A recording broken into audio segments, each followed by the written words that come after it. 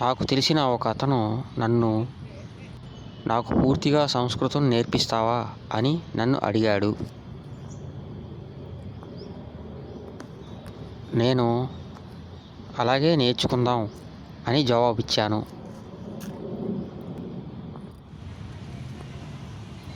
రోజు సాయంత్రం ప్రాక్టీస్ చేద్దాం.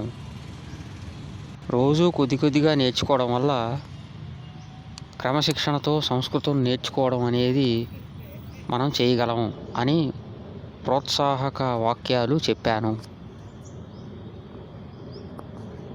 నేను కూడా సంస్కృతం నేర్చుకునే విద్యార్థినే అని చెప్పడం వల్ల నేర్చుకోవాలి అని అడిగే వ్యక్తి చాలా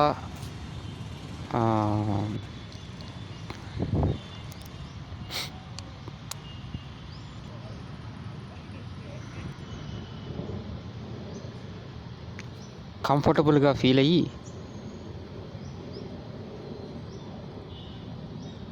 మరింతగా తపనతో ఉత్సాహాన్ని పొందుతాడు. ఇంకా నేను చెబుతూ, ఏ భాష అయినా లేదా ఏదైనా నేర్చుకోవడానికి ఒక పద్ధతి ఉంది, అది మన గురువులు చెప్పారు అని తెలియజేశాను. అందులో మొదటిది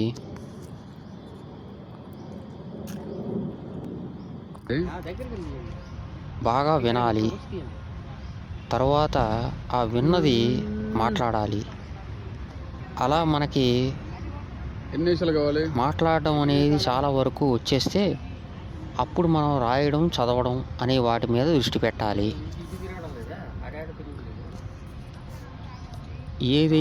ఏ భాష అయితే మనం నేర్చుకోవాలనుకుంటామో అది మనకి వాడుక భాషలా మారిపోవాలి.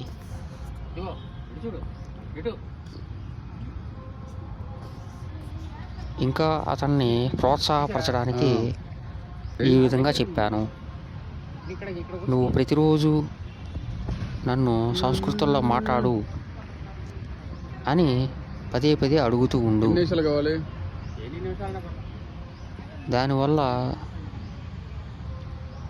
సంస్కృతం వినడం అనేది సాధ్యపడుతుంది.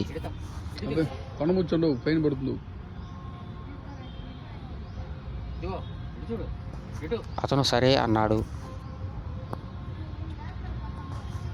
అలా ఒక 6 నెలలు శ్రద్ధ పెట్టి వినడం వల్ల, ప్రయత్నించి మాట్లాడడానికి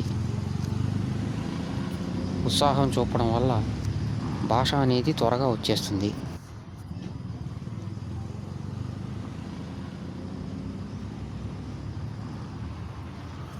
ఈ విధంగా మా ఇద్దరి మధ్య జరిగిన సంభాషణ చాలా ఉపయోగకరమైనదిగా భావిస్తూ ఈ ఒక వీడియో చేసి పోస్ట్ చేస్తున్నాను. దయచేసి అందరూ సబ్స్క్రైబ్ చేసి, లైక్ చేసి, కామెంట్ చేసి